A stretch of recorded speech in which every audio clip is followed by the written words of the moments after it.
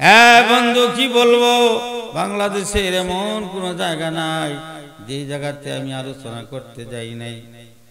আমার যখন যৌবন বয়স, আলোচনা মাত্র শুরু, তখন এক ধরনের সিডি ক্যাসেট বের হয়েছে। এমনও জায়গাতে আলোচনা করতে গিয়েছি, যায়া দেখি মানুষগুলা ভিড় করতেছে শুধুমাত্র দেখার জন্য। কর্তৃপক্ষরা জিজ্ঞেস করলাম, বাস্তবে রাত্রে এত লোক এখানে কেন? হুজুর আপনারে দেখতে আসছে, আপনারে দেখতে আসছে। তার মানে আমাদের এলাকায় আপনার ওয়াজ, সিডি ওয়াজের ক্যাসেট চলতেছে, ঘরে বাহিরে দোকানে পাটে সব জায়গাতেই মানুষ দেখে, বাস্তবে আপনাকে দেখতে আসছে। এ বন্ধু, এজন্য আমি যে আয়াত কেন আপনাদের সামনে তেলাওয়াত করেছি, এই আয়াতের উপরেই আলোচনা করা হবে। আয়াত কানা হলো সূরাতুল বাকারার 183 নম্বর আয়াত। বলেন তো কত নম্বর আয়াত? একটু আওয়াজ দিয়ে বলেন তো কত নম্বর আয়াত?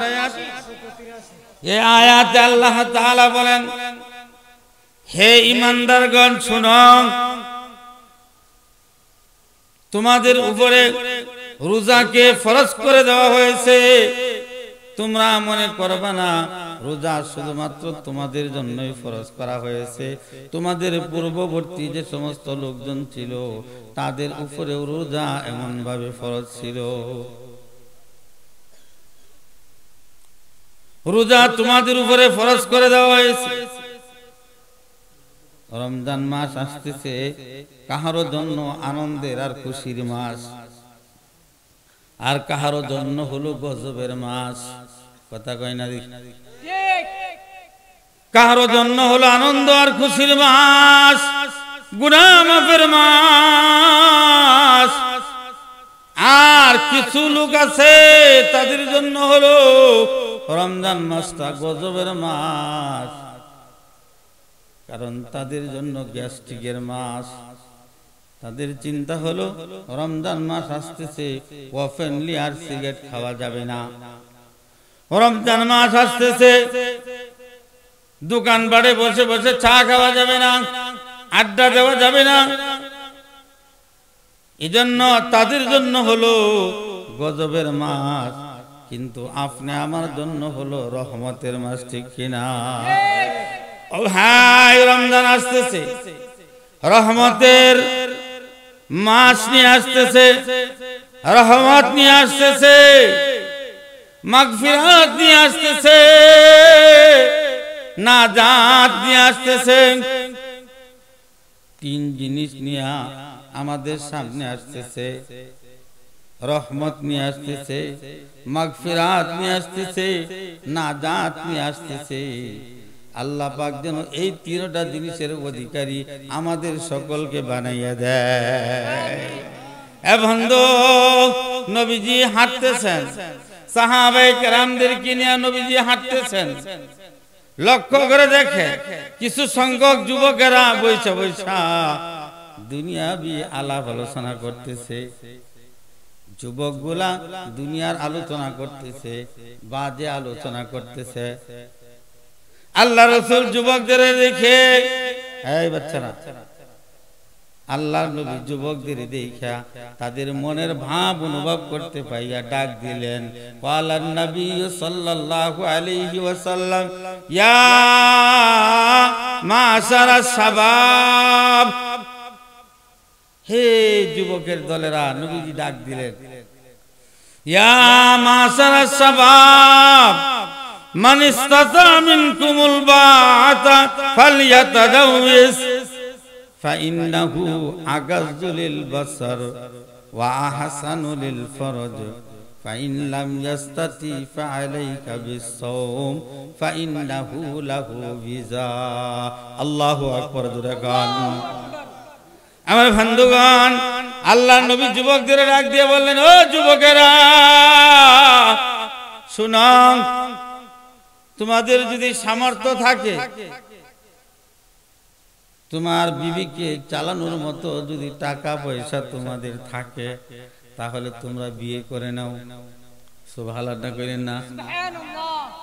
তার দ্বারা বুঝতে পারলাম নবীজি নিশ্চয়ই অনুভব করতেছিলেন যুবকগুলা যা আলোচনা করতেছিল ওই ধরনের আলোচনাই করতেছিল, ঠিক কিনা? মুহাদ্দিসগণ এই হাদিসের ব্যাখ্যা করতে যায় বলছেন এই যুবকেরা বৈশা বৈশা হয়তোবা এই ধরনের আলোচনাই করতেছিল। নবীজি বুঝতে পেরে তাদেরকে বলেন, তোমাদের যদি বিবাহ করার মতো ব্যবস্থা থাকে, স্ত্রীকে চালানোর মতো যদি তোমার ব্যবস্থা থাকে, ফালিয়াতা জাউবিস, তাহলে বিয়ে করে নাও। আর যদি ব্যবস্থা না থাকে, যদি খাওয়ান খোরাক ইত্যাদি দেওয়ার মতো তোমার কোনো সামর্থ্য না থাকে, তাহলে তুমি কি করো? ফালিয়াসুম, রোজা রাখো। সুবহানাল্লাহ বলেন। আল্লাহর হাবিব বলেন যদি ব্যবস্থা না থাকে তাহলে রোজা রাখো। রোজা রাখলে কি হবে?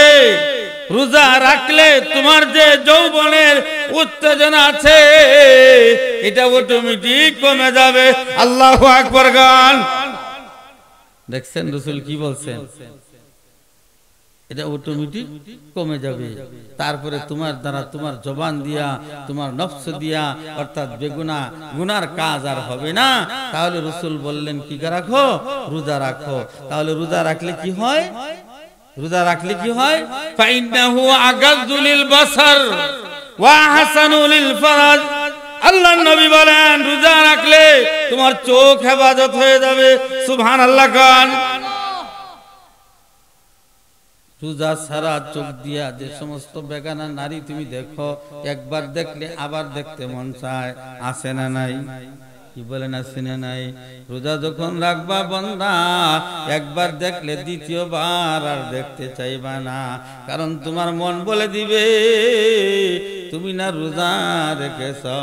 রোজা রাইখা এমন গুনার কাজটা তুমি কেন করবা?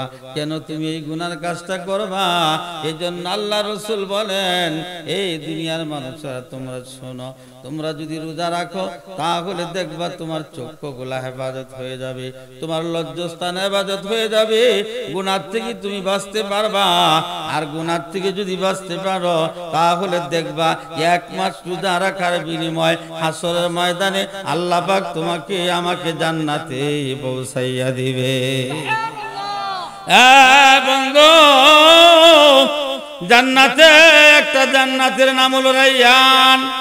ওই রাইয়ান নামক জান্নাত ডাকতে থাকবে, কোথায়? রোজাদাররা কোথায়? আসো আসো আসো।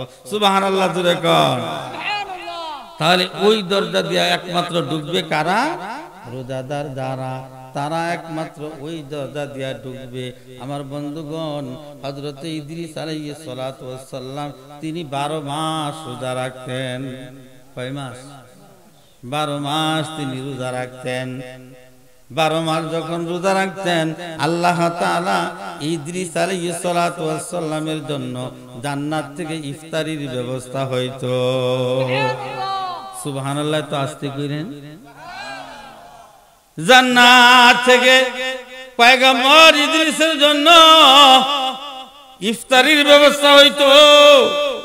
এই দৃশ্য দেখা আজরাইল আল্লাহকে ডেকে বলে, আল্লাহ, এমন কোন বান্দা তোমার প্রিয় বান্দা যার সামনে প্রতিদিন ইফতারি জান্নাত থেকে নিয়ে যাওয়া হয়?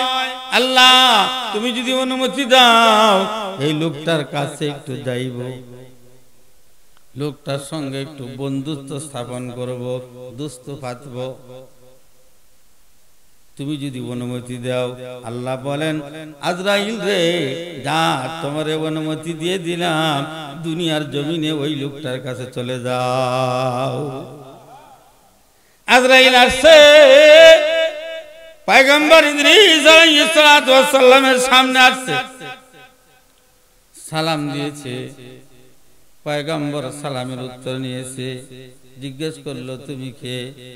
আমি হইলাম মালাকুল মউত, আজরাইল। আচ্ছা বলেন, আজরাইলের কথা শোনার পরে ভয় লাগছে কি লাগছে না? কথা কোন লাগছে কি লাগছে না? আজরাইলের কথা শোনার পর পয়গম্বর দেখে বলে, কিরে আজরাইল, তুমি বুঝি আমার নিতে আইছনি? ভয়ে কাঁপতেছে আর বলছে, তুমি কি আমার নিতে আইছো নি?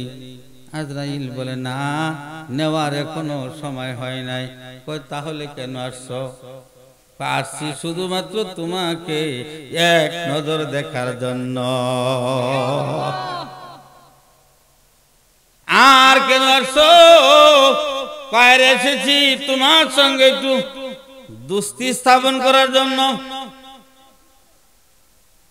ইদ্রিস পয়গম্বর মনে মনে ভাবতেছে, সুযোগ পাইছি, আজরাইল যেহেতু আমার সঙ্গে দুস্থ পারতে চায়, তাহলে সুযোগ পাওয়া গেছে। আজরাইল রে, মানুষে কেমনে মারো? দুস্থ তোমার সঙ্গে করব, শর্ত হইল তিনটা। কয়টা? এ আজরাইল, দুস্থ তোমার সঙ্গে হবে, শর্ত তিনটা। এক নম্বর শর্ত হলো, মানুষকে কেমনে তুমি মারো? আমার রুহুটা তুমি কবজ করবা, আবার রুহুটা ভিতরে দিয়ে দিবা, এক নম্বর। দুই নম্বর হলো, জাহান্নামের আগুনটা কেমন, ওই জাহান্নামে নিবা, জাহান্নাম থেকে বের করবা। তিন নম্বর, জান্নাতের ভিতরে ঢুকাইবা। আজরাইল রে, এই তিন প্রশ্নের উত্তর যদি দিতে পারো, তুমি যদি এই তিনটাতে রাজি হও, তাহলে তোমার সঙ্গে দুস্তি হবে, অন্যথায় হবে না। আজরাইল বেকায়দায় পড়ছে নি? কি আজরাইল বেকায়দায় পড়ছে কিনা? আজরাইল ডাক দিয়ে বলে, মালিক, তোমার পয়গম্বর তো এই তিনটা দাবি করেছে। আল্লাহ বলেন, ঠিক আছে, যে তিনটা কাজ করতে বলেছে, তিনটা কাজ তুমি করো, এতে কোনো সমস্যা নাই। পয়গম্বর ইদ্রিসকে বললেন, ওগো পয়গম্বর, চক্ষু দুইটা বন্ধ করেন। পয়গম্বর চক্ষু বন্ধ করেছে, রুহুটা কবজ করে ফেলেছে, পুনরায় রুহুটা আবার ভিতরে দিয়ে দিছে। আজরাইল জাহান্নামে নিবানি, চলো আমার সঙ্গে। পয়গম্বরকে আজরাইল জাহান্নামের ভিতরে নিয়েছে, জাহান্নাম থেকে তাড়াতাড়ি বের করেছে। এবার জান্নাতে যাওয়ার পালা। আজরাইল ইদ্রিস পয়গম্বরকে জান্নাতের ভিতরে ঢুকায় দিছে, দিয়া বলছে, তাড়াতাড়ি বের হয়ে যাবেন। কিন্তু পয়গম্বর জান্নাতের দৃশ্যগুলা দেখা আর তো জান্নাত থেকে বাহির হয় না। সুবহানাল্লাহ। আজরাইল ডাকতেছে, ও পয়গম্বর, আপনি কি বাইরে হইবেন না? সময় তো শেষ। পয়গম্বর ওয়াজ করতেছে, আল্লাহ পাক বলেছে, হুম ফিহা খালিদুন। আজরাইল রে, তুমি কি জানো না, আল্লাহ পাক বলছে, এই জান্নাতের ভিতরে একবার যে ঢুকে, সে আর কোনদিন শেষ লাগছে নি। কি আজরাইল বেকায়দাত করছে কিনা? এ আজরাইল, জীবনে গুনার কাজ করি নাই, জাহান্নামে যাওয়ার কোনো প্রশ্নই আসে না। জাহান্নামে তো নিশ্চয়ই মরার কাম তো করছই, মারছো, জেতা করছো, জাহান্নামে নিছো, আবার বাইর করছো। জান্নাতের ভিতরে ঢুকছি, এই জান্নাত থেকে কোনোদিন বাহির হব না। আমার আল্লাহ ডাক দিয়ে বলে, আজরাইল রে, কিনারায় দাঁড়ায়া দাঁড়ায়া যদি ডাকতে থাকো, ডাকতে পারবা, কিন্তু পয়গম্বর বাইর হবে না। আমি আল্লাহ পয়গম্বরের মৃত্যুটা এইভাবেই লিখিয়া আছি। উয়ুনুল হিকায়া নামক কিতাব ইমাম জাওজি রহমাতুল্লাহ আলাইহি লিখেছেন। আল্লামা ইমাম জাওজি রহমাতুল্লাহ আলাইহি লিখেছেন, কিতাবের নাম হলো উয়ুনুল হিকায়া। মালিক ইবনে দিনারের ঘটনা এনেছেন। হজের মৌসুমে হজ করতে গেলেন, মালিক ইবনে দিনার আল্লাহর কাছে দোয়া করতেছে, আল্লাহ আমি জানতে চাই এই বছর যারা হজ করতে আসছে সমস্ত হাজিদের হজ কবুল হয়েছে কিনা। মালিক ইবনে দিনার এই ফরিয়াদ আল্লাহর কাছে করে যখন ঘুমায় গেল, ঘুমের ঘরে স্বপ্নে দেখে কে যেন ডাকতেছে, মালিক রে নিজের চিন্তা করো। হে মালিক ইবনে দিনার তুমি নিজের চিন্তা করো, হজ সকলের কবুল হয়েছে, একটা লোকের হজ কবুল হয় নাই। কয়জন লোক? কি কষ্ট লাগতেছে আপনাদের? একজন লোকের হজ কবুল হয় নাই। লোকটার নাম হলো হারুন বালখি, বাগদাদে হলো তার বাড়ি। এ মালিক এই লোকটার হজ কবুল হয় নাই। তিনি চিন্তা করলেন এই লোকটার হজ কেন কবুল হইছে না, বাকি সব হাজিদের হজ কবুল হইল, এই লোকটার হজ কেন কবুল হয় নাই? অবশ্যই অবশ্যই ওই লোকের কাছে যাব, যা জিজ্ঞেস করব, ভাই তুমি কোন পাপ করেছো, তোমার হজ আল্লাহ তাআলা কেন কবুল করে নাই? খুঁজতে খুঁজতে খুঁজতে খুঁজতে বাগদাদের লোকজন যেই তাঁবুর ভিতরে আছে ওইখানে চলে যায়। যারা হজ করতে যায় দেখবেন বাংলাদেশের লোক এক জায়গায় আছে, আফ্রিকার লোক আরেক জায়গায় আছে, এইভাবে ভিন্ন ভিন্ন ভাবে লোকজন আছে। বাগদাদের তাঁবুতে চলে যায়, ডাক দিয়ে বলে, ভাইরা তোমাদের মাঝে হারুন বালখি নামে কোন লোক আছে কিনা? লোকেরা ডাক দিয়ে বলে, হারুন বালখি নামে একজন বুজুর্গ আছে, তিনি তো আমাদের মদিনায় জাবাল আবু কুবাইসে। ওই হারুন বালখি আমাদের মাঝে বেশি সময় থাকে না, বেশি সময় আল্লাহর ইবাদতের মধ্যে থাকে। 40 বছর ধরে তিনি রোজা রাখে, দিনের বেলায় রোজা রাখে, রাতের বেলায় আল্লাহর ইবাদত করে। হ্যাঁ মালিক 40 বছর যাবত দিনের বেলায় রোজা রাখে আর রাতের বেলায় আল্লাহর ইবাদত করে, পাগুলা ফুলে গেছে। কোথায় পাওয়া যাবে তারে? আমি তো তাকে খোঁজার জন্য এসেছি। যদি পাইতে চান জাবালে আবু কুবাইস পাহাড়ে চলে যান, যা দেখুন কাবা ঘরের দিকে তাকাইয়া হাত দুইটা তুলে আল্লাহর দরবারে কাঁদতেছে। মালিক ইবনে দিনার আস্তে আস্তে চলে গেলেন। ভাইরা আমার পিছনে যাইয়া শুনতেছে, আল্লাহর দরবারে দোয়া করে, মাবুদ এমন পাপ আমি করেছি যেই পাপ সম্পর্কে তুমি জানো আর আমি জানি। ও মাবুদ এমন পাপ করেছি যেই পাপ সম্পর্কে অনেকেই ভুলে গেছে, তুমি যদি মাফ না করো কে মাফ করবে? শুনেছি এই পাহাড়ের উপরে দাঁড়াইয়া ইব্রাহিম ডাক দিয়েছিল, তোমাদের জন্য হজ ফরজ হয়েছে, দুনিয়ার মানুষের আসো। এই পাহাড়ের উপরে ইব্রাহিম দোয়া করেছে, তুমি আল্লাহ কবুল করেছো, কাজে আমি পাগলের মতো হইয়া এই পাহাড়ের উপরে চলে আসলাম। ওগো মাবুদ তুমি আমার ফরিয়াদ কবুল করো। কিছুক্ষণ তিনি শুনলেন। মালিক ইবনে দিনার এবার সালাম দিলেন, সালামের উত্তর দিলেন, দিয়ে দেখে দেখে বলেন, কি গো মালিক ইবনে দিনার, আপনাকে তো অনেক দিন আগে থেকে নাম শুনেছি, আপনি এখানে কেন আসছেন, কি জন্য আসছেন? আমি তো তোমাকে খুঁজতে খুঁজতে পর্যন্ত এসেছি। আমি স্বপ্নে যুগে দেখলাম সকলের হজ কবুল হয়েছে, তোমার হজ কবুল হয় নাই। হারুন বলকি চোখের পানি ছেড়ে দিয়া কান্দে আর বলে, মালিক রে, আমি যখন কাবা ঘরের সামনে যায় বলি লাব্বাইক, কে যেন আমার কানের মধ্যে আওয়াজ করে লা লাব্বাইক। আমি বলি লাব্বাইক, কে যেন বলে লা লাব্বাইক। তার মানে আমি বলি হাজির, কে যেন বলে তুমি হাজির নয়, আমার হজ কবুল হয় না। একদিন না, 2 দিন না, 40 বছর যাবত আমি হজ করতেছি। মালিক, আমি কি অপরাধ করেছি?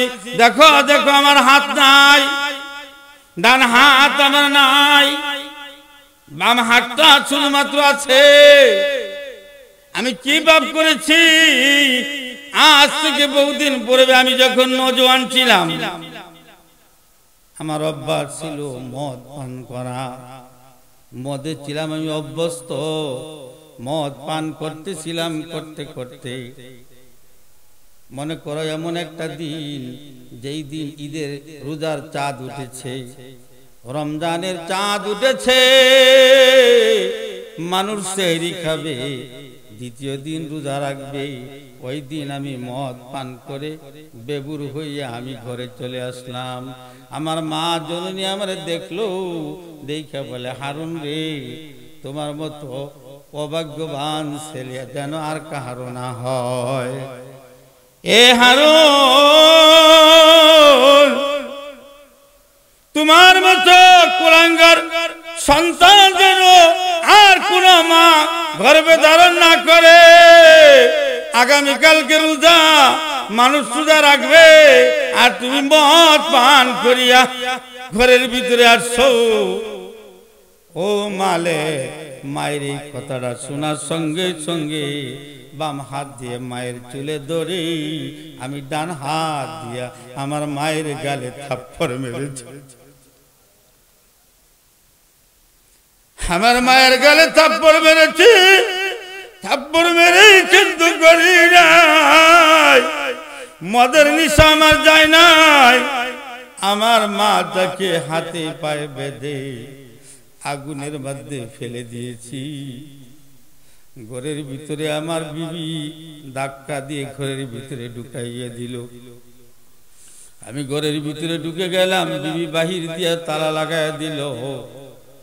নিশা যখন কেটে গেছে, আমি ডাকতেছি, বিবি রে কই?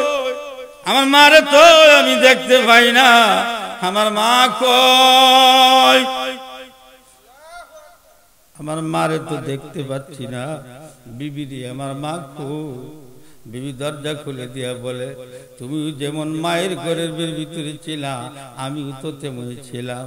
তোমার মতো সন্তান কেমনে করে গো তোমার মাকে আগুনের মধ্যে ফেলে দিলা? তোমার কি মনে আছে তোমার মা কি বলেছিল? বিবি রে, আমার তো মনে আছে, আমার মা উপরে আঙ্গুলটা উপরের দিকে উঠাইয়া, শাহাদাত আঙ্গুল উঠাইয়া বলেছিল, আল্লাহ, আমার সন্তানের বিচার তুমি হাসরের ময়দানে করিও।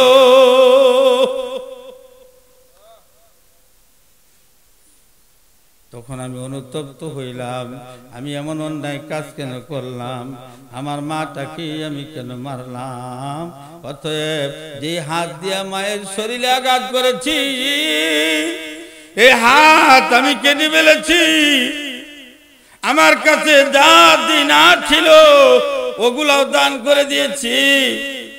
এ মালিক, 40 বছর ধরে হজ করি গো, আমার হজ আল্লাহ তাআলা কবুল করে না, মনে হয় জীবনে আর কোনো দিন কবুল করবে না। মালিক ইবনে দিনার এবার ডাক দিয়ে বললেন, এ হারুন বালখি, আমি তোমাকে একটা আমল দিয়ে যাই, করবানি? কি আমল দাও? আমল হলো প্রতিদিন যখন তুমি ঘুমাইবা, ঘুমানোর আগে আস্তাগফিরুল্লাহ আস্তাগফিরুল্লাহ কমপক্ষে 1000 বার পড়বা। সুবহানাল্লাহ। কয় হাজার? হারুন বলখি বলেন, আমি তো বিছানায় টেক লাগাই না, আমি তো ঘুমাই না, তাহলে পড়বো কেমনি? তাহলে তুমি যদি না ঘুমাও সব সময়টা পড়বা, দুরূদ শরীফ পড়বা। তানবিহুল গাফিলিন নামে কিতাব, ওই কিতাবের মধ্যে লিখেছে একটা হাদিস সংগ্রহ করার জন্য ইমাম আহমদ ইবনে হাম্বল একটা হাদিস সংগ্রহ করার জন্য কুফা থেকে বসরার উদ্দেশ্যে রওনা দিয়েছে। আল্লাহু আকবার বলেন, একটু জোরে করে আল্লাহু আকবার। কুফার থেকে বসরায় যায় একটা হাদিস সংগ্রহ করার জন্য। পথ চলতে চলতে সন্ধ্যা হয়ে গেছে, মাগরিবের নামাজ পড়েছে। মাগরিবের নামাজ পড়ে চিন্তা করলেন, আচ্ছা দেখি এই মসজিদ রাত্রটা শেষ করে দেই, আগামীকালকে এখান থেকে বের হয়ে যাব। মুয়াজ্জিনকে ডেকে বলে, মুয়াজ্জিন সাহেব, আপনাদের মসজিদের বারিন্দায় থাকা যাবে? মুয়াজ্জিন বলে, আমাদের মসজিদের বারিন্দায় থাকার কমিটির কোনো অনুমতি নাই। আচ্ছা বলেন, যে যারে চিনে সে তাকে মানে, যে যারে চিনে সে তাকে মানে, যে যারে চিনে না সে তাকে কোনোদিন মানতে চায় না, ঠিক কিনা? উনি যে ইমাম আহমদ ইবনে হাম্বল এটা যদি উনি জানতেন তাহলে অনুমতি ছাড়াই মসজিদে জায়গা দিতেন, ঠিক কিনা? এখন উনি চিন্তা করতেছেন, আচ্ছা এখানে জায়গা যেহেতু পাইলাম না, তাহলে কি করা যায়? উনি সামনের দিকে অগ্রসর হচ্ছেন। আরেক মসজিদে এশার নামাজের আজান হয়ে গেল। এশার নামাজটা পড়ে ইমাম সাহেবকে বলে, ইমাম সাহেব, আপনাদের মসজিদে একটু থাকার ব্যবস্থা আছে? ইমাম সাহেব বলে, বহিরাগত কোন লোক আমাদের মসজিদে থাকার অনুমতি নাই। যদি জানতো উনি হলো ইমাম আহমদ ইবনে হাম্বল, মসজিদে জায়গা দিত না, বরং কাঁধে করিয়া ইমাম সাহেব তার বাড়িতে নিয়ে যাইতো, ঠিক কিনা? ইমাম আহমদ ইবনে হাম্বল চিন্তা করলেন, এখানেও যেহেতু জায়গা পাইলাম না, ঠিক আছে শীতের দিন, কুয়াশার মাঝে তিনি চলতেছে, ও দূরে দেখে একটু আগুনের লেলিহান উপর দিকে বাজতেছে। এই আগুনটা দেখে আস্তে আস্তে ওখানে চলে গেলেন। দেখে রে ভাই, একটা যুবক মানুষ রুটি বাজতেছে। সুবহানাল্লাহ। একটা যুবক রুটি বাজতেছে। যুবকটাকে ডাক দিয়ে বলে, ওরে যুবক, তোমার আগুনের কিনারায়, অর্থাৎ তোমার তাওয়ার কিনারায়, চুলার কিনারায় বাকি রাত্রটা আমাকে থাকতে দিবানি? যুবকটা ডাক দিয়ে বলে, কে আপনি? চিনি না। আপনি কে? আপনারে চিনি না। আপনি এখানে থাকবেন কেন? এই যে আমার হোটেল, সুন্দর জায়গার ব্যবস্থা আছে, রুটি তৈরি করতেছি, গোশত আছে, আপনার মন যতটুকু চায় অতটুকু রুটি খান আর গোশত খান, বিছানায় আরাম করে ঘুমান। ফজরের নামাজের আজান হয়ে গেলে আমি যুবক আপনারে ডাক দিব।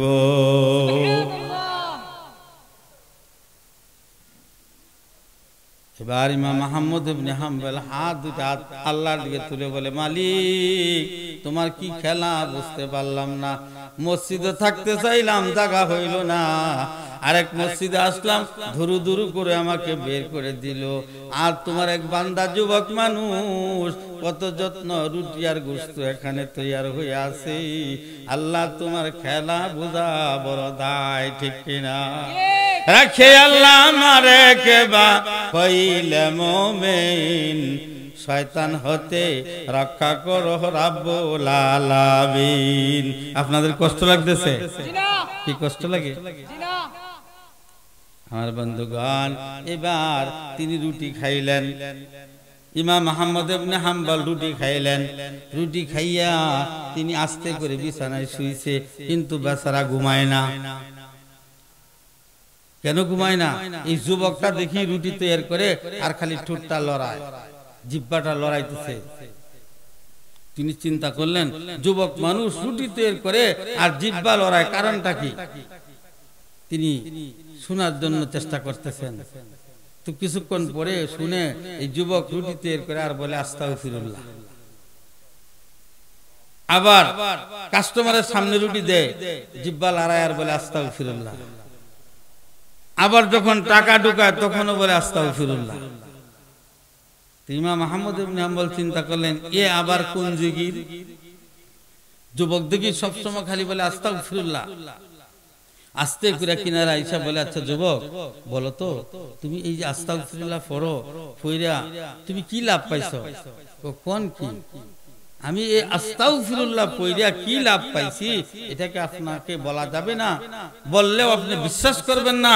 এই আস্তাগফিরুল্লাহ পড়ার পর আমি আল্লাহর কাছে যা বলেছি আল্লাহ সাথে সাথে তাই কবুল করেছে। তুমি যা চাইছো সব কি পাইছো? হুজুর কোন কি? যা চাইছি আল্লাহ তাই আমাকে দিয়েছে, একটা জিনিস পাই নাই। বলো রে বলো যুবক, কোন জিনিস এখনো পাও নাই? আমার বাবা বলেছে এই যুগের শ্রেষ্ঠ একজন ওলি মুহাদ্দিস, যার নাম হলো ইমাম আহমদ ইবনে হাম্বল। আমার বাবা বলেছে উনি নাকি বড় বুজুর্গ, উনি নাকি বড় আল্লাহর ওলি, উনি নাকি অসংখ্য হাদিস জানে। আস্তাগফিরুল্লাহ পড়ে পড়ে আল্লাহর কাছে দোয়া করি, ভাই মুসাফির এই লোকটার সঙ্গে এখনো আমার সাক্ষাৎ হয় নাই। আমার কথাগুলো কি বুঝতেছেন? কি বুঝেন কথা? তো বুঝলে তো একসাথে সুবহানাল্লাহ কোয়া দরকার। আচ্ছা, যেই লোকেরা খুঁজতেছে ওই লোক কি কাছে না দূরে? যুবকে যেই লোকেরা খুঁজতেছে এই লোক কি তার কাছে না দূরে? আহমদ ইবনে হাম্বল ডাক দিয়া বলে, যুবক রে, যারে তুমি খুঁজতেছ সে তো দূরে নয়, সে তোমার কাছে। আমি ইমাম আহমদ ইবনে হাম্বল। জোরে জোরে কোন সুবহানাল্লাহ। ভাইরা আমার, জাবরা ধরেছে আর বলে, হুজুর গো, আমার জীবনে যা আশা করেছি আস্তাগফিরুল্লাহ পড়ে পড়ে আল্লাহর কাছে যা চেয়েছি অবশ্যই আল্লাহ দিয়েছে। যেটা আমার বাকি ছিল আজকে ওইটাও পুরা করে দিয়েছে। এজন্য ইমাম মালিক ইবনে দিনার বলতেছে, ও হারুন বালখি, তোমার একটা ওসিয়ত করে যাই। ওসিয়তটা হলো তুমি বেশি বেশি আস্তাগফিরুল্লাহ পড়বা, বেশি বেশি দুরূদ শরীফ পড়বা, পড়ার পরে তুমি ঘুমাইবা আর তুমি আল্লাহর কাছে কাঁদতে থাকো। হয়তো আল্লাহ তাআলা তোমার ফরিয়াদ আল্লাহ তাআলা কবুল করবে। এই বলে যখন ওসিয়ত করে চলে গেলেন, মালিক ইবনে দিনার ঘুমিয়ে আছে। স্বপ্নে যুগে দেখতেছে কে যেন ডাকতেছে, ও মালিক ইবনে দিনার, হারুন বালকি রে, যে আমল তুমি দিয়ে আসছো ওই আমল সে করতেছে আর মায়ের সঙ্গে বেয়াদবি করার জন্য আল্লাহর কাছে তওবা করতেছে। মালিক ইবনে দিনার রে, তুমি একটা সংবাদ শোনো, তাকে মাফ করে দিবে আল্লাহ তাআলা ওই দিন, যেদিন দুনিয়া থেকে বিদায় হবে। হাসরের ময়দান কায়েম হয়ে যাবে, বিচার যখন শুরু হয়ে যাবে, হারুন বালকি রে যখন জাহান্নামের আগুনের দিকে নিয়ে যেতে থাকবে, মা ডাক দিয়ে বলবে, এটা কে? এটা কি আমার ছেলে হারুন বালকি কিনা?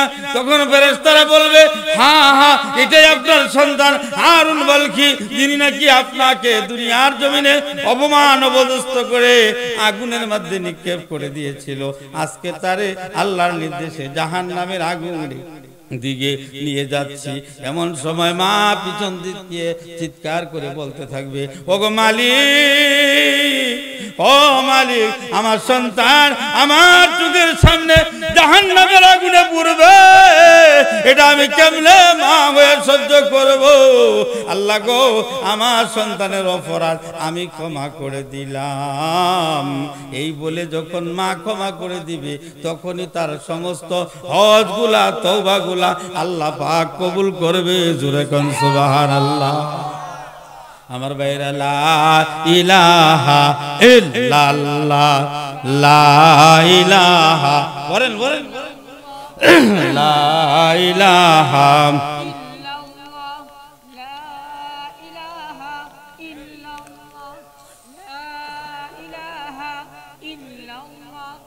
লা ইলাহা, একসাথে একসাথে সকলেই জিকির করেন, অন্তরটা নরম। লা ইলাহা ইল্লাল্লাহ, লা ইলাহা,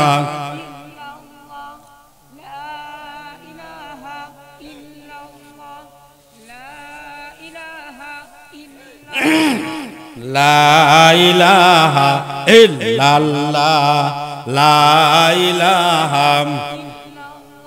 আসমানে আল্লাহ, জমিনে আল্লাহ, পাহাড়ে আল্লাহ, পর্বতে আল্লাহ, যেদিকে তাকাই ওদিকেই আল্লাহ। লা ইলাহা, জোরে লা ইলাহা, লা ইলাহা, লা ইলাহা ইল্লাল্লাহু মুহাম্মাদুর রাসূলুল্লাহ। সকলে পড়েন সাল্লাল্লাহু আলাইহি ওয়াসাল্লাম। বন্ধুরা আমার, এজন্য আল্লাহর রাসূল বলেছেন আস-সাওমু লি ওয়া আনা আজজি বিহি। আল্লাহর নবী বলেন হাদিসে কুদসি, রোজা আমার জন্য, বদলা আমি নিজেই দিব। রোজা কার জন্য? রোজা কার জন্য? আল্লাহর জন্য, বদলা আল্লাহ নিজেই দিবেন। এ বন্ধু, আপনার কর্মচারী আছে, ম্যানেজার আছে, ম্যানেজার যদি বলেন ম্যানেজারকে সারাদিন লোকেরা কাজ করেছে, এর মজুরি দিও। মজুরি যা নির্দিষ্ট করা আছে তাই দিবে, এর বেশি দিবে না। কিন্তু মালিক নিজে যদি মজুরি দিতে থাকে তাহলে বেশি দিলেও কেউ কথা নাই, বেশি দিতেও পারে, বেশি থেকে বেশিও যদি দেয় বাধা দেওয়ার মতো কেউ নাই, ঠিক কিনা? এজন্য আল্লাহ রাসূল বলেন, আল্লাহ পাক বলেন আস-সাওমু লি ওয়া আনা আজজি বিহি, রোজা আমার জন্য, বদলা আমি আল্লাহ নিজেই দিব। চিৎকার দেখুন সুবহানাল্লাহ। তাহলে রোজা রাখতে রাজি আছি তো ইনশাআল্লাহ? রোজা রাখতে রাজি আছি তো ইনশাআল্লাহ? মহিলারা দেখবেন রোজার জন্য আমাদেরকে বলতে হয়, আমাদের যুবকদেরকে, আমাদের লোককে বলতে হয়, কিন্তু মহিলাদেরকে কিন্তু রোজার জন্য বলতে হয় না। ওনারা রোজার জন্য প্রস্তুত থাকে সব সময়, আছে না নাই? কি বলেন, আছে কি নাই?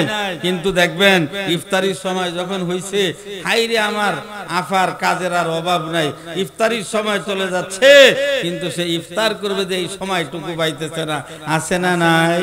কি কোন আছে কি নাই? এজন্য মা বোনদেরকে বলবো, আপনারা রোজা রাখবেন ঠিক আছে, কিন্তু ইফতারির সময় হলে ইফতারটাও করে নেবেন সময় মতনে। কিন্তু মহিলারা রোজা রাখার জন্য পাগল, দেখবেন আড়াই চাঁদের রোজা পর্যন্ত মানসিক করে, তারপরে কত ধরনের নফল রোজা মানসিক করে। কিন্তু নফল রোজা মানসিক করে, মানসিক করুক, এতে কোনো আফসোস নাই, রোজা রাখুক, কোনো আফসোস নাই, কিন্তু টাইম মতনে ইফতার করতে হবে। বেশি অংশ মহিলাদেরকে দেখবেন সময় পার হয়ে যাচ্ছে কিন্তু ইফতার করতেছে না, সময় মতো ইফতার করে না। আর আমাদের পুরুষদের অবস্থা হলো, আমরা ইফতারি নিয়ে বসে থাকি, আজান কখন দিবে তার মানে অনেক সময় দেখা যায় আজানের আগে ইফতার করে ফেলে, এমন কিছু লোক আছে না নাই? কি বলেন, আছে না নাই? আবার দেখবেন সারা দিন রোজা রাখে নাই, কিন্তু ইফতারির সময় হলে আস্তে করিয়া যেখানে ইফতার তৈরি করতেছে আস্তে করে সেখানে যায় বৈশা যায়, আছে না নাই?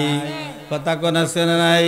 আবার কিছু মানুষ আছে দেখবেন উনারা ইফতারি যখন করে হিন্দু মুসলিম একসঙ্গে নিয়ে বসে, হিন্দুদেরকেও সাথে নিয়ে বসে, আছে না নাই? এ বন্ধু, বাজারের ভিতরে যখন ইফতার করব তখন হিসাব করে দেখব আমি যে ইফতারটা করতেছি আমার সঙ্গে কোনো হিন্দু লোক বৈশা গেছে কিনা, কারণ হিন্দু কোনোদিন আমার ভাই হতে পারে না, ঠিক কিনা? জোরে কন। আল্লাহর নবী বলেছেন আল মুসলিমু আখুল মুসলিম, মুসলমান মুসলমানের ভাই, এমন কথা লেখা নাই।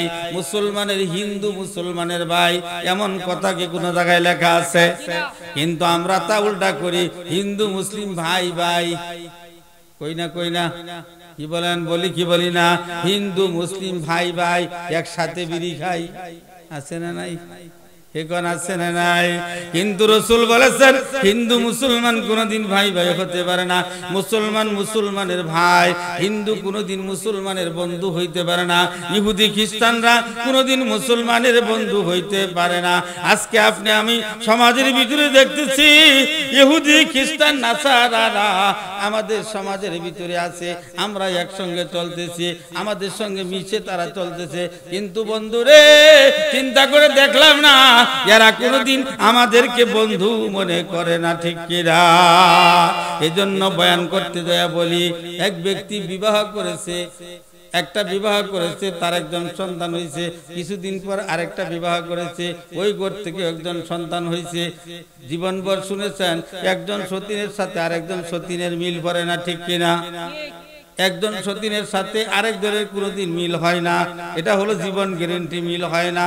কিন্তু ওই যে সতীন, ওই সতীনে এত সুন্দর করে তার সঙ্গে মিল দিয়েছে। কেমন মিল?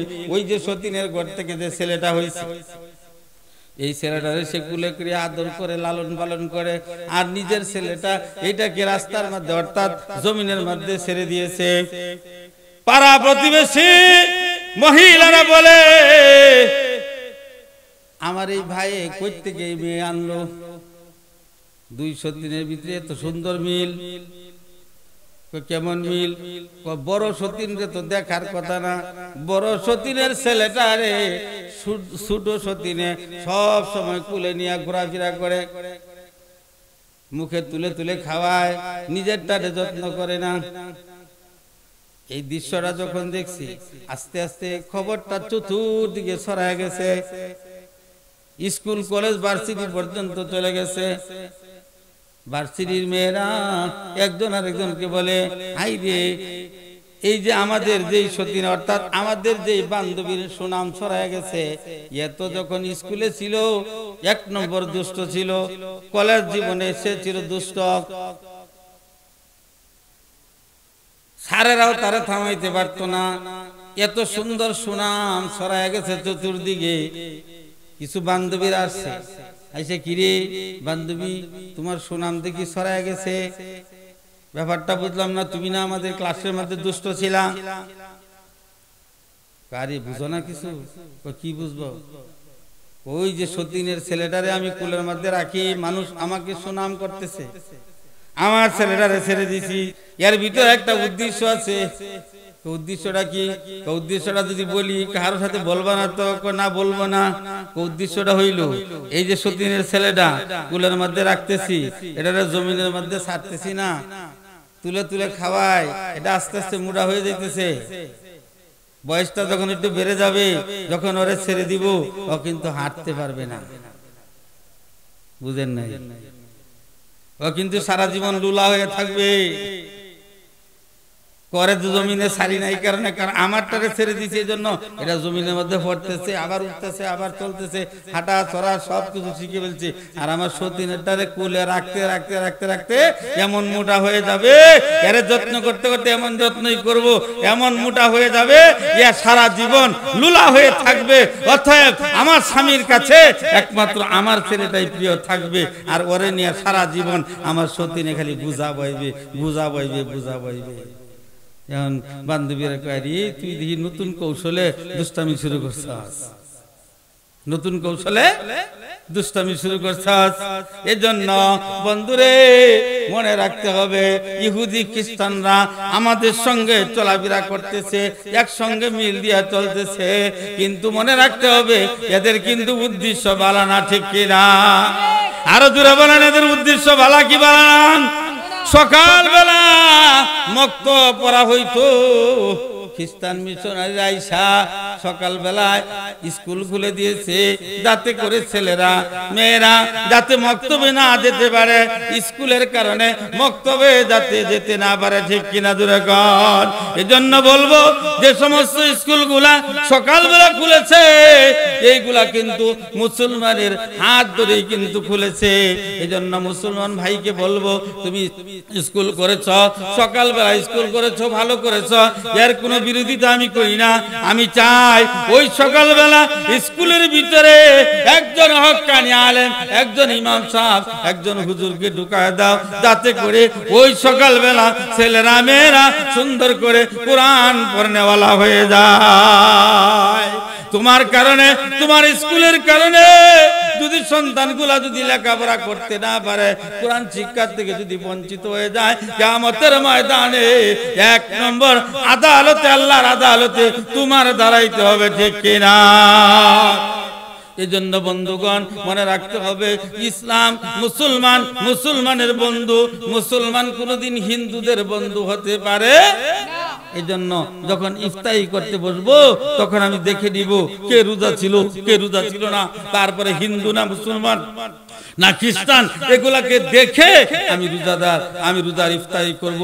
আমার বন্ধুগণ, ইফতারি যখন সামনে নিয়া যখন আমি বসে থাকবো, আহা, আল্লাহ রাসূল বলেন ইফতারি তোমার সামনে আছে, ওই সময় যদি কোনো বান্দা আল্লাহর কাছে দোয়া করে, সাথে সাথে আমার আল্লাহ দোয়া কবুল করে নেয়। আমার আল্লাহ ফেরেশতাদেরকে ডেকে বলে, ফেরেশতারা রে তাকা দেখ, আমার বান্দাদের সামনে খানা আছে, সবকিছু রেডি আছে, কিন্তু খায় না। ফেরেশতাদের আল্লাহ জিজ্ঞেস করেন, ফেরেশতারা রে আমার বান্দারা কেন খায় না? আল্লাহ তোমারে ভয় পায়, তোমারে ভয় পায় খায় না। কেন ভয় পায়? আল্লাহ রোজা ফরজ করেছ, রোজা রেখেছে, এখন যদি খায় রোজা ভেঙে যাবে, এই জন্য তোমার বান্দা খায় না। আল্লাহ বলেন, ফেরেশতারা রে আমার বান্দা কি চায়? আল্লাহ তোমার বান্দা তার জীবনের গুনাহ মাফ চায়। আল্লাহ বলেন, ফেরেশতারা সাক্ষী থাকো, আমি এই মুহূর্তে আমার বান্দার জীবনের সমস্ত গুনাহগুলি মাফ করে দিলাম। ফেরেশতারা আর কি চায়? আল্লাহ গো তোমার জান্নাত চায়। ওরা কি আমার জান্নাত দেখছে? আল্লাহ জীবনেও তো জান্নাত দেখে নাই, যদি জান্নাত দেখতো তাহলে পাগল হয়ে যাইত। ফেরেশতারা রে সাক্ষী থাকো, আমি আল্লাহ তাআলা তাদের জন্য জান্নাতকে ওয়াজিব করে দিলাম। ফেরেশতারা রে আর কি চায়? আল্লাহ তোমার জাহান্নাম থেকে মুক্তি চায়। ফেরেশতারা সাক্ষী থাকো, আমি আল্লাহ আমার বান্দাদের জন্য জাহান্নামের আগুনকে হারাম করে দিলাম। এজন্য পবিত্র রমজান মাস যখন আসে, বন্ধুরে আপনি আমি জানি আমার আপনার নবী কোনদিন আল্লাহর কাছে বদদুয়া করে নাই। কি বলেন করছে? রাসূল কোনদিন বদদুয়া করেছে উম্মতের জন্য? নবীজি কোনদিন বদদুয়া করেন নাই। হযরত জিবরাইল আলাইহিস সালাম নবীজিকে এসে বলতেছে, নবী গো 3টা বদদুয়া করতে হবে। নবী আমার ডাক দিয়া বলে, জিবরাইল রে আমি রাসূল পারবো না আমার উম্মতের জন্য বদদুয়া করতে। জিবরাইল বলে, আল্লাহ বদদুয়া করতে বলেছে, করতেই হবে। নবী বলেন, কেমনে রে? কওমি ফাইন্নাহুম লা ইয়ালামুন। আল্লাহ এই জাতিরে তুমি মাফ করে দাও, এরা আমারে চিনে না, এরা আমারে বুঝে না, না চিনে তারা আমাকে পাথর মেরেছে। জিবরাইল ওই দিন আমি আমার জাতির জন্য হেদায়েতের জন্য দোয়া করেছিলাম, এখন তুমি বলো বদদুয়া করার জন্য আমি জিবরাইল কেমনে, আমি নবী কেমনে বদদুয়া করব? জিবরাইল বলে, আল্লাহ পাক বলেছে আপনাকে বদদুয়া করতেই হবে, করতেই হবে। নবী বলেন, কি জন্য বদদুয়া করব? নবীজি এই যে 3টা সিঁড়ি দেখতেছেন, নিচের সিঁড়ি থেকে উপরের সিঁড়ির উপরে উঠেন, আর আমি যা বলবো গো আপনি এটা শুনবেন আর বলবেন আমিন, তাহলে হয়ে যাবে। আমার বন্ধুগণ, নবীজি নিচের সিঁড়ি থেকে উপরের সিঁড়িতে উঠলেন, বললেন আমিন, আবার উপরে উঠলেন, বললেন আমিন, আবার উপরে উঠলেন, বললেন আমিন। তার মানে জিবরাইল গে আল্লাহ পাক যা বলেছে বদদুয়া করতে, এর মধ্যে আমি সমর্থন করলাম। 1 নম্বর হলো যে নাকি পবিত্র রমজান মাস পাইলো, পাওয়ার পরে তার জীবনের গুনাহ মাফ করাইতে পারলো না। আল্লাহ বলেছেন ওই ব্যক্তি যেন ধ্বংস হয়ে যাক। নবী সাফুট করেছেন, আল্লাহ নবী বলেন আমিও বললাম, অর্থাৎ আমিও স্বীকার করলাম আমার ওই উম্মতগুলা যেন ধ্বংস হইয়া যাক। জোরে কর নাউজুবিল্লাহ। তাহলে রমজান মাস পাইলো, জীবনের গুনাহ মাফ করাইতে পারলো না, নবী বলেন সে যেন ধ্বংস হয়ে যাক। আমার বন্ধুগণ মনে রাখতে হবে যে রাসূল আপনি আমার জন্য কান্ডারি, আর সেই রাসূল বলছেন ধ্বংস হয়ে যাওয়ার জন্য। অতএব এই রমজান মাস পাওয়ার পরে আমার আপনার গুনাহ মাফ করানোর দরকার আছে না নাই? একটু আওয়াজ দিয়ে বলেন আছে কি নাই?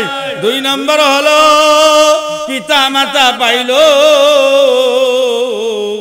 পিতা মাতা জীবদ্দশায় তাদেরকে খুশি রাখতে পারলো না, ওই ব্যক্তি ধ্বংস হয়ে যাক। রাসূল বলেন আমিন, তার মানে ধ্বংস হয়ে যাক। 3 নম্বর হলো দুরূদ শরীফ পড়লো, আপনার নাম শুনলো, সাল্লাল্লাহু আলাইহি ওয়াসাল্লাম পড়লো না, ওই ব্যক্তি ধ্বংস হয়ে যাক। আল্লাহ রাসূল বলেন মান সাল্লা আলাইহি আশরান ফি আউয়ালিন নাহার ওয়া আশরান ফি আখিরিন নাহার নালাতুহু শাফাআতি ইয়াউমাল কিয়ামা।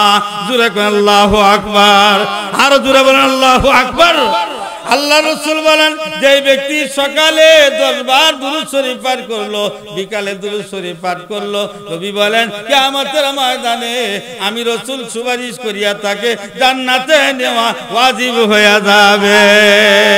লা ইলাহা ইল্লাল্লাহ, লা ইলাহা ইল্লাল্লাহ, লা ইলাহা, লা ইলাহা ইল্লাল্লাহু মুহাম্মাদুর রাসূলুল্লাহ। সকলেই বলেন সাল্লাল্লাহু আলাইহি ওয়াসাল্লাম।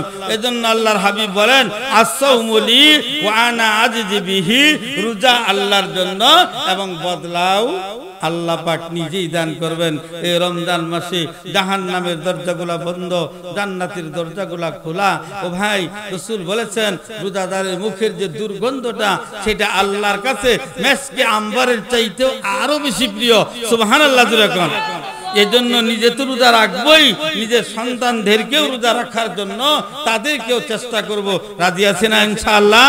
আল্লাহ তাআলা আমাদের সব ভাইকে আজকের এই মাজমার আলোচনা এবং সামনে রোজা রাখার মতন তৌফিক দান করুক এবং আমাদের এই আলোচনাকে আল্লাহ তাআলা কবুল আর মঞ্জুর করুক। সকলেই বলেন আমিন, আরো জোরে সুরে বলি আমিন।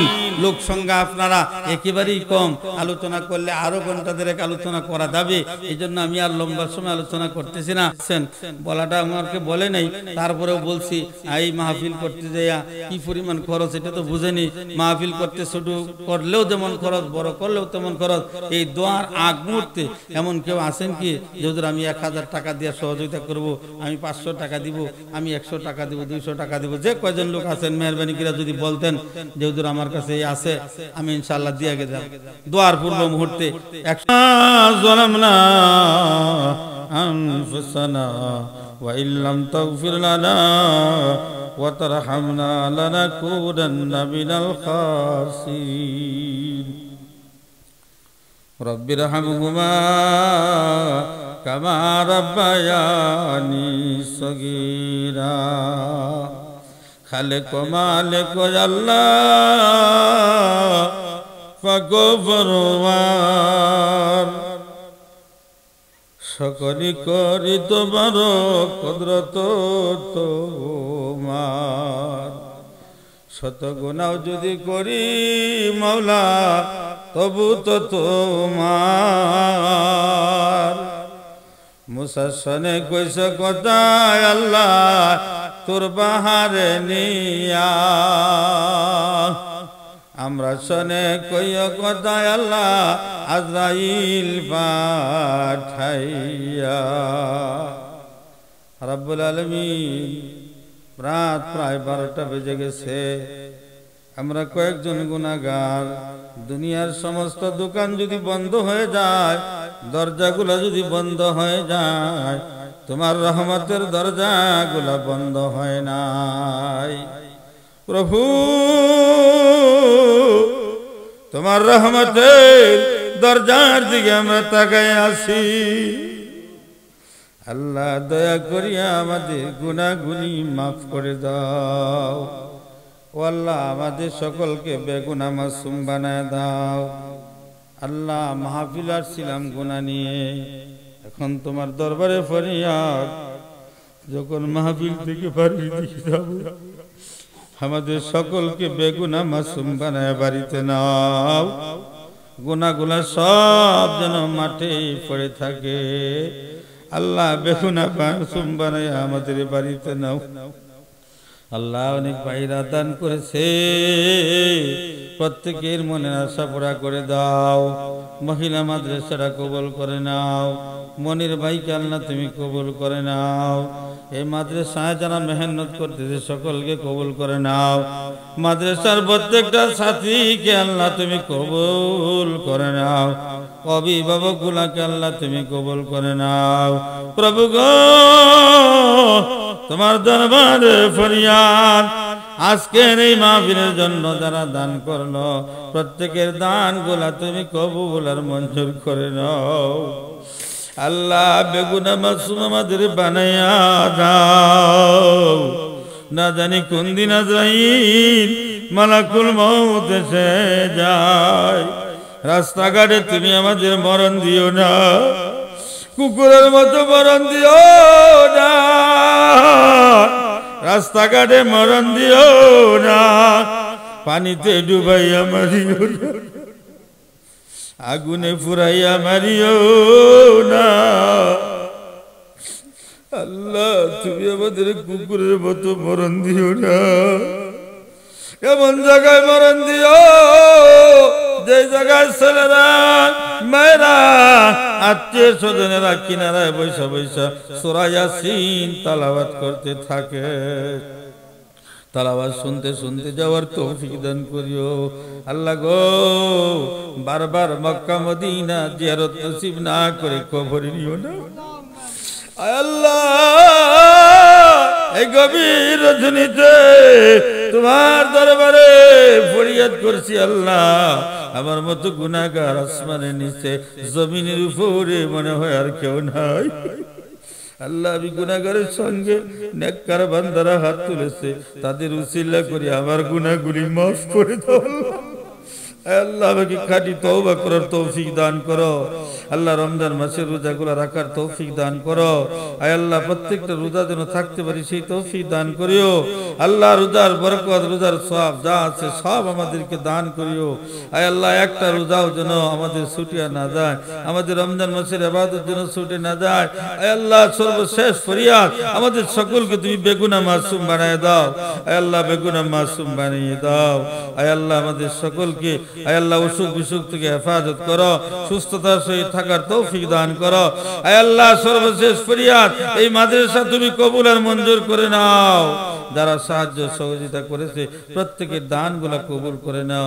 ওয়াজআল কালিমাতিনা ইনদাল মাউতি লা ইলাহা ইল্লাল্লাহ মুহাম্মাদুর রাসূলুল্লাহ।